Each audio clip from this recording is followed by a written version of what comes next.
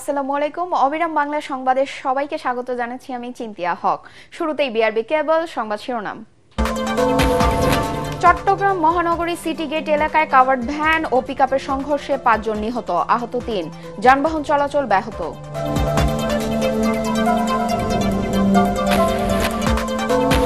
ঢাকা সিলেট মহাসড়কে হবিগঞ্জের একটি বাস যেন চালক যাত্রীদের মরণ ফাঁদ, প্রায় ঘটছে দুর্ঘটনা, ব্যবস্থা না নিলে আন্দোলনের হুঁশিয়ারি।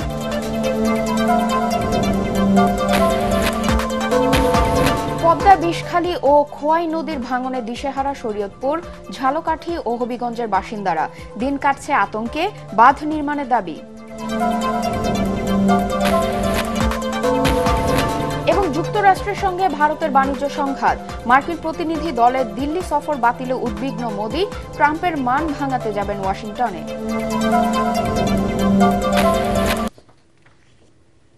শুনছিলেন বিআরবি কেবল সংবাদ শিরোনাম, এবার বিস্তারিত সংবাদ।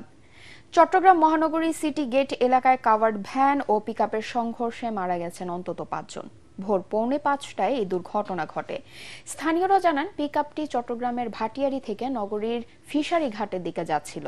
এ সময় সিটি গেট এলাকায় নিয়ন্ত্রণ হারিয়ে পিকআপটি একটি কাভার্ড ভ্যানের পেছনে ধাক্কা দেয়। এতে ঘটনাস্থলেই ৩ জন নিহত হয়, আহত হয় আরও ৩ জন। পরে হাসপাতালে নেয়ার পর মারা যায় আরও ২ জন। বেপরোয়া গতির কারণে এ দুর্ঘটনা ঘটেছে বলে দাবি স্থানীয়দের। নিহতদের মধ্যে ৩ জন রনি দাস, আকাশ দাস ও অজিত দাস।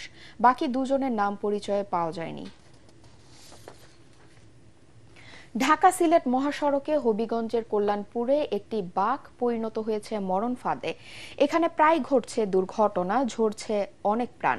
দীর্ঘদিন ধরে এই বিষয়ে ব্যবস্থা নেওয়ার দাবি জানালেও তা আমলে নেয়নি কর্তৃপক্ষ। তাই মহাসড়ক অবরোধ সহ কঠোর আন্দোলনে নামার হুঁশিয়ারি দিয়েছেন এলাকাবাসী। জেলা প্রশাসন বলছে মহাসড়কের 6 লেনের চলমান প্রকল্পের অংশ হিসেবেই বাস সোজা করা হবে। হবিগঞ্জ প্রতিনিধি আব্দুল হালিমের পাঠানো তথ্য ছবিতে আরো জানাচ্ছেন ফারহিন ইসলাম টুম্পা। স্থানীয়দের কাছে এক আতঙ্কের নাম বাহুবল উপজেলার কল্যাণপুর এলাকার এই বাঁক। গত 1 বছরে অন্তত 20টি দুর্ঘটনায় 5 জনের প্রাণ গেছে এই সড়কে। প্রাণহানি ছাড়াও আহত হয়েছেন অর্ধশতাধিক। বাঁকটি সোজা করতে জেলা প্রশাসন নির্বাহী আদেশ দিলেও কোনো উদ্যোগ নেয়নি স্থানীয় সড়ক বিভাগ। এলাকাবাসীর দাবি, বাঁকটি সরু হওয়ায় নিয়ন্ত্রণ হারিয়ে ফেলেন চালকরা। রাতে বা কুয়াশায় এই ঝুঁকি বেড়ে যায় কয়েক গুণ। এই রাস্তাটা যখন অ্যালাইনমেন্ট হয় তখন ওই দিকে করা হয়েছে, কিছুদিন পরে দেখা যায় ওই পশ্চিমে দিয়ে আবার আসছে। তখন আমরা কোর্টে আমরা মামলা করি। মামলার রায় আমরা ডিসি মহোদয় আমাদের পক্ষে, ডিসি মহোদয় বলছেন যে অধিগ্রহণ বাতিল করার জন্য। আমরা ডিসি মহোদয় স্যার আসলে আয়া দেখা দিয়ে গেছেন রায়ের কপি সহা আছে, খে বা খার ইংরিতে এগুলো আলা ডিলা পরে জানি না। দয়া হইরা জিনিসটা যাতে সোজা হয় এটাই আমরা চাই। 6 লেন প্রকল্পের অধীনে শিগগিরই বাঁকটি সোজা করা হবে বলে জানিয়েছে জেলা প্রশাসন। সড়ক দুর্ঘটনা রোধ করবে, এটার বাঁকটি সোজা করা প্রয়োজন রয়েছে আমার কাছে মনে হয়েছে, এবং এই বিষয়ে আমি সড়ক ও জনপ্রতি বিভাগে কথা বলেছি এটা পরিবর্তন করার জন্য, লেনটা যাতে এটা স্ট্রেট হয়, সোজা হয়, এটা দুর্ঘটনা রোধ করা সম্ভব হয়। অবকাঠামোগত ত্রুটি দ্রুত সমাধান হলে এই সড়কে থামতে পারে দুর্ঘটনার সংখ্যা, এমনটাই প্রত্যাশা স্থানীয় ও ভুক্তভোগীদের। Bureau report, ATN Bangla. প্রায় 11.5 ঘন্টা পর চাঁপাইনবাবগঞ্জে রহনপুর রাজশাহী রুটের ট্রেন চলাচল স্বাভাবিক হয়েছে। ঈশ্বরদী থেকে উদ্ধারকারী ট্রেন এসে প্রায় 6 ঘন্টা চেষ্টায় লাইনচ্যুত 5টি তেলের বগি উদ্ধার করলে পরিস্থিতি স্বাভাবিক করে। ফলে ভোর 5টা থেকে স্বাভাবিক হয়েছে এই রুটে ট্রেন চলাচল। আটকে পড়া রাজশাহীগামী কমিউটার ট্রেনটি গন্তব্যের উদ্দেশ্যে ছেড়ে গেছে। আমনুরা জংশনে স্টেশন মাস্টার জানান, এর আগে রোববার সন্ধ্যায় খুলনা থেকে ছেড়ে আসা তেলবাহী একটি ট্রেনের 5টি বগি আমনুরা জংশনে প্রবেশের সময় লাইনচ্যুত হয়। ফলে রহনপুর রাজশাহী রুটে ট্রেন চলাচল বন্ধ হয়ে যায়। শরীয়তপুর, ঝালকাঠি ও হবিগঞ্জে পদ্মা বিষখালী ও খোয়াই নদীর ভাঙনে দিশেহারা এসব এলাকার বাসিন্দারা। শরীয়তপুরে পদ্মা সেতুর কনস্ট্রাকশন ইয়ার্ড রক্ষায় নির্মিত তীর রক্ষা বাঁধের ভাঙন অব্যাহত রয়েছে। ঝালকাঠির কাঠালিয়ায় স্থায়ী বেড়িবাঁধ না থাকায় আতঙ্কে দিন কাটাচ্ছে বিষখালী নদী তীরবর্তী বাসিন্দাদের। এদিকে ভারী বর্ষণ আর উজান থেকে নেমে আসা পাহাড়ি ঢলে আবারও চোখ রাঙাচ্ছে হবিগঞ্জের খোয়াই নদী। আমাদের প্রতিনিধিদের পাঠানো তথ্য ছবি নিয়ে মিজান শাহজাহানের ডেস্ক রিপোর্ট। শরীয়তপুরের জাজিরায় 0 পয়েন্ট এলাকায় সম্প্রতি পদ্মা নদীর ভয়াবহ ভাঙনে আলমখারকান্দি জামে মসজিদের দোতলা ভবনটি এভাবেই নদীগর্ভে বিলীন হয়ে যায়। এ সময় বিলীন হয়েছে 17টি বসতবাড়ি। এ নিয়ে গত 1.5 মাসে শতাধিক বসতবাড়ি ও স্থাপনা নদীগর্ভে হারিয়ে গেল। ভাঙন কবলিত এলাকা পরিদর্শন করেছেন জেলা প্রশাসক। আমার নগের বছরটাও নিচেরই নেই, আমরা টাকা পয়সা নাই, কোনো ঘর বাড়ি নাই, কোনো জায়গা নাই, আমরা কই যামু, কি অবস্থা আছি। যারা ক্ষতিগ্রস্ত হয়েছে তাদের জন্য কিভাবে এটা রিকভার করা যায় সেই ব্যবস্থাটা আমাদের। এদিকে ঝালকাঠির বিষখালী তীরবর্তী বেড়িবাঁধটি প্রতি বর্ষাতে বিধ্বস্ত হয়, এবারও ব্যতিক্রম হয়নি। ফলে প্রতিদিনই 2 বার জোয়ারের পানিতে প্লাবিত হয় 25 গ্রামের বসতবাড়ি ও ফসলি জমি। হুমকির মুখে রয়েছে কাঠালিয়া উপজেলা সদরের বিভিন্ন স্থাপনা। রান্নাঘর তলাই যায়, ক্ষেত কৃষি তলাই যায়, আমরা কিছু থাকতে না, গরু বছর নিয়ে কোনো রকম আশ্রয় কেন্দ্রে চলে যাই। বেড়িবাঁধটা স্থায়ীভাবে নির্মাণ করা হতো, তাহলে অসংখ্য লোক সহ অন্তত 20 থেকে 25টি গ্রামের লোকজন আমরা এই ক্ষতি সাধন থেকে রেহাই পেতাম। কাঠালিয়া এবং রাজাপুর উপজেলায় যে সকল ভাঙন প্রভাবিত স্থান আছে সে সকল ভাঙন প্রভাবিত স্থানের উপর একটি সমীক্ষা সম্পাদিত হয়েছে। ওই সমীক্ষাগুলোর প্রেক্ষিতে আমরা একটি প্রকল্প দ্রুতই প্রস্তুত করে আমরা প্ল্যানিং কমিশনে প্রেরণ করব। এদিকে উজান থেকে নেমে আসা পাহাড়ি ঢলে ভাঙন দেখা দিয়েছে হবিগঞ্জের খোয়াই নদীর বাঁধে। কিছু কিছু স্থানে পানির প্রবাহ ঠেকাতে বাঁশ, বস্তা ও বালু দিয়ে স্থানীয় প্রশাসন ও এলাকাবাসী মিলে আপাতত ভাঙন নিয়ন্ত্রণের চেষ্টা চালালেও তা কাজে আসছে না। সুন্দর কইরা স্থায়ীভাবে যেভাবে বানটা করা যায় এই একটা ব্যবস্থা করে আমরা বাঁচাই। এই নদীটা একটা 90 ডিগ্রি অ্যাঙ্গেলে বাঁক নিয়েছে, যেহেতু স্কাওয়ারিং হয়েছে সেহেতু এই স্কাওয়ারিং রোধ করার জন্য এখন আমরা জিও টিউব ডাম্পিং করছি। আশা করছি যে এটা আমরা বর্ষা মৌসুমের আগে শেষ করব এবং নদী ভাঙন যাতে রোধ হয় সেই ব্যবস্থা আমরা করব। খোয়াই নদীর স্থায়ী সংস্কার করে গভীরতা বাড়ানো না গেলে নদী ভাঙন ঠেকানো কঠিন হবে বলে মত স্থানীয়দের।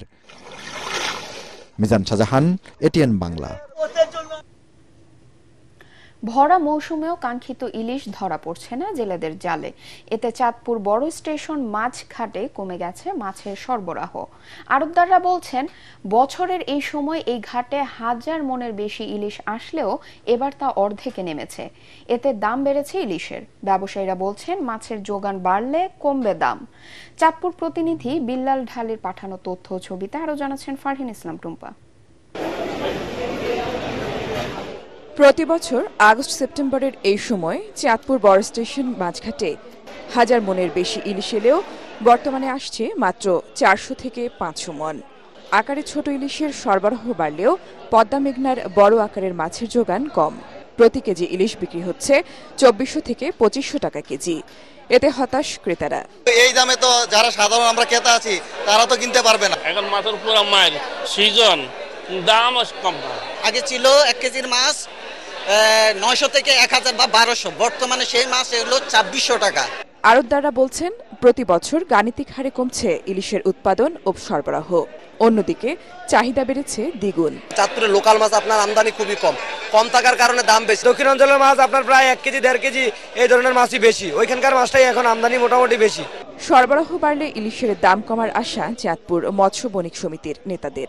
চাহিদা অনুযায়ী আমাদের মাছ আসছে না, এই জন্যই মাছের দাম বেশি। আগামীতে যদি মাছের সরবরাহ বাড়ে তাহলে দাম কমবে বলে আমরা আশা করি। বর্তমানে এই ঘাটে 900 গ্রাম ওজনের ইলিশ 1800 থেকে 2000 ও 1200 গ্রাম ওজনের ইলিশ 3000 টাকা করে বিক্রি হচ্ছে। Bureau report, ATN Bangla. দেশে ডেঙ্গু আক্রান্ত হয়ে আরও একজনের মৃত্যু হয়েছে। এ নিয়ে চলতি বছর এখন পর্যন্ত মারা গেল 105 জন।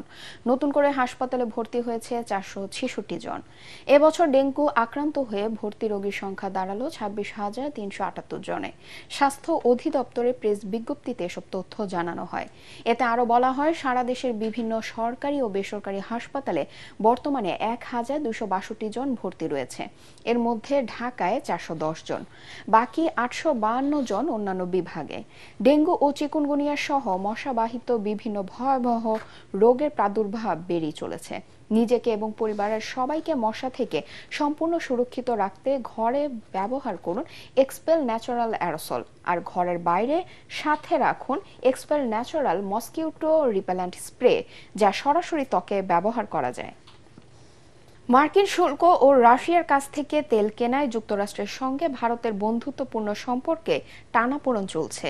দুদেশের মধ্যে এই বাণিজ্য সংঘাত আরও স্পষ্ট হয়েছে যুক্তরাষ্ট্রের বাণিজ্য প্রতিনিধি দলের নয়াদিল্লি সফর বাতিলে।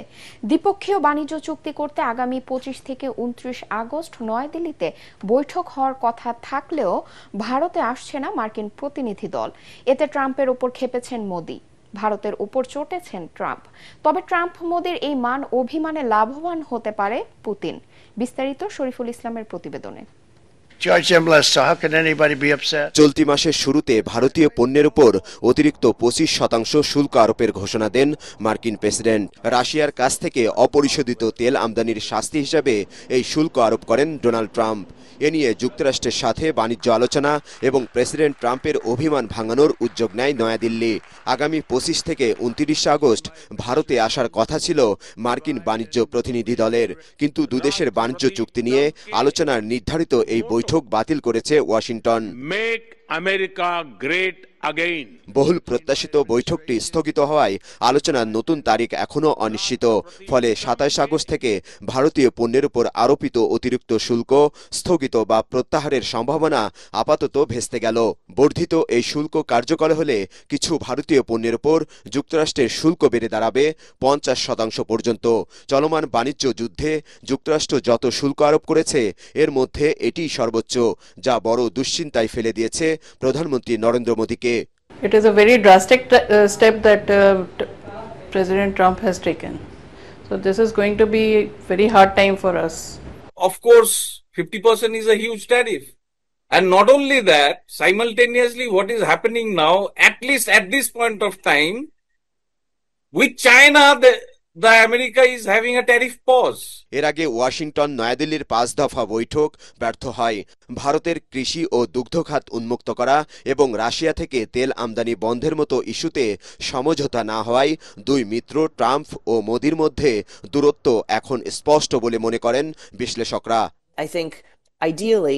আমার মনে হচ্ছে ভারত রাশিয়ার কাছ থেকে গ্যাস, তেল ও পেট্রোলিয়াম কেনায় আমেরিকা ক্ষুব্ধ, অথচ অন্যান্য দেশও রাশিয়ার জ্বালানি পণ্য কিনছে।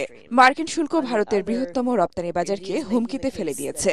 এতে ভারতের টেক্সটাইল, পাদুকা ও গয়নার মতো খাতগুলো ক্ষতিগ্রস্ত হবে। ভারতীয় পররাষ্ট্র মন্ত্রণালয়ের অভিযোগ, শুধুমাত্র রাশিয়া থেকে তেল কেনায় নয়াদিল্লিকে অন্যায়ভাবে লক্ষ্যবস্তু করছে যুক্তরাষ্ট্র। অথচ যুক্তরাষ্ট্র এবং ইউরোপীয় ইউনিয়ন নিজেরাও এখনো রাশিয়া থেকে পণ্য আমদানি করে। ভারত যা কিনে তার চেয়ে চীন রাশিয়া থেকে অনেক বেশি অপরিশোধিত তেল কিনছে, তাই না? কিন্তু চীনের উপর শুল্ক 30%, আর ভারতের জন্য শুল্ক 50%। এটার যুক্তি কি?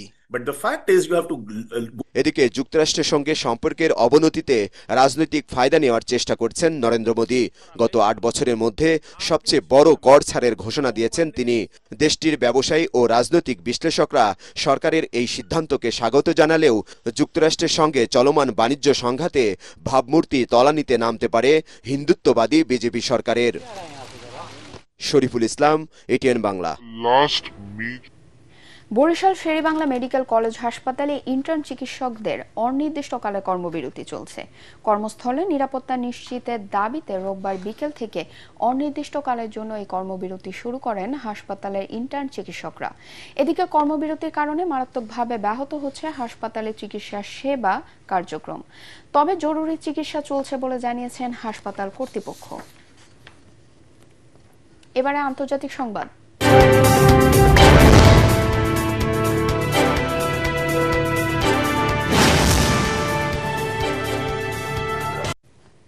রাশিয়া ইউক্রেনকে সব ধরনের নিরাপত্তা দিতে রাজি বলে জানিয়েছেন মার্কিন প্রেসিডেন্ট ডোনাল্ড ট্রাম্পের বিশেষ দূত স্টিভ উইটকফ।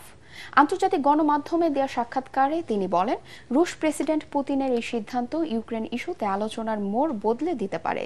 এদিকে সদ্য সমাপ্ত ট্রাম্প পুতিনের বৈঠকের পর কিয়েভ শান্তি চুক্তির যুক্তরাষ্ট্রের আহ্বান সরাসরি প্রত্যাখ্যান করেছেন ইউক্রেনের প্রেসিডেন্ট ভলোদিমির জেলেনস্কি। জানা সংঘাত মীমাংসায় প্রথম শর্ত হল যুদ্ধবিরতি, তারপরই টেকসই শান্তি চুক্তি নিয়ে অগ্রগতি সম্ভব। এদিকে ওয়াশিংটনে ট্রাম্প ও জেলেনস্কির মধ্যে অনুষ্ঠিতব্য আজকের বৈঠকে ইউরোপের শীর্ষ নেতারা উপস্থিত থাকবেন বলে জানিয়েছেন রয়টার্স। তাদের মধ্যে রয়েছেন জার্মান চ্যান্সেলর ফ্রিডরিক মার্স ও ইউরোপীয় কমিশনের president Ursula von der Leyen. এক বিবৃতিতে ইউরোপীয় ইউনিয়ন জানান জেলেনস্কির অনুরোধে তারা এই বৈঠকে অংশ নেবেন। এর আগে ব্রাসেলসে রোববার দিনভর একই ইস্যুতে জেলেনস্কির সঙ্গে বৈঠক করেন ইউরোপীয় ইউনিয়নের নেতারা। এবার খেলার খবর।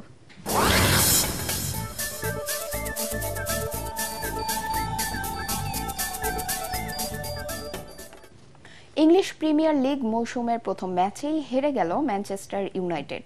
আর্সেনালের কাছে 1-0 গোলে হেরেছে রেড ডেভিলরা। রোববার ওল্ড ট্রাফোর্ডে খেলা শুরুতেই অতিথিদের সীমানায় হানা দেয় রুবেন আমোরিমের দল, কিন্তু গোল পায়নি। উল্টো খেলায় 13 মিনিটে ডেকলান রাইসের কর্নারে মাথা ছুঁয়ে আর্সেনালকে লিড এনে দেন রিকার্দো ক্যালিফিওরি।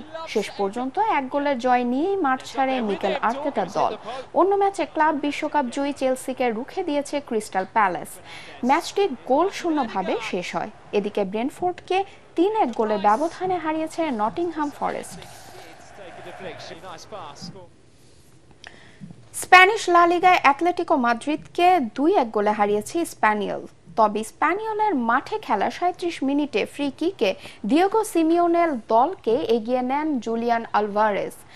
1 গোলে এগিয়ে থেকে বিরতিতে যায় অ্যাটলেটিকো, কিন্তু দ্বিতীয়ার্ধে শুরু হয় স্প্যানিয়ল ম্যাজিক। খেলার 73 মিনিটে মিগুয়েল রুবিও ম্যাচ 1-1 সমতা ফেরান। এরপর ম্যারিমিলা গোল করে স্প্যানিয়লের জয় নিশ্চিত করেন।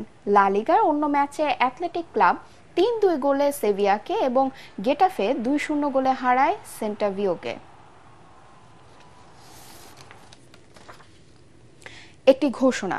এটিএন বাংলার নাম ব্যবহার করে সাংবাদিক পরিচয় কতিপয় ব্যক্তির বিরুদ্ধে সংবাদ সংগ্রহের নামে দেশের বিভিন্ন স্থানে চাঁদাবাজির অভিযোগ পাওয়া যাচ্ছে।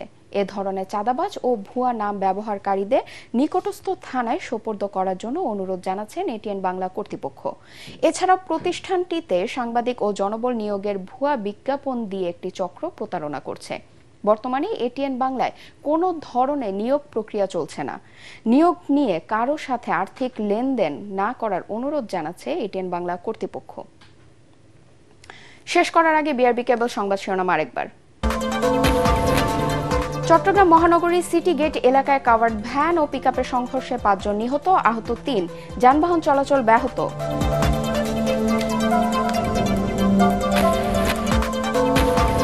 ঢাকা সিলেট মহাসড়কে হবিগঞ্জের একটি বাস যেন চালক যাত্রীদের মরণ ফাঁদ, প্রায় ঘটছে দুর্ঘটনা, ব্যবস্থা না নিলে আন্দোলনের হুঁশিয়ারি।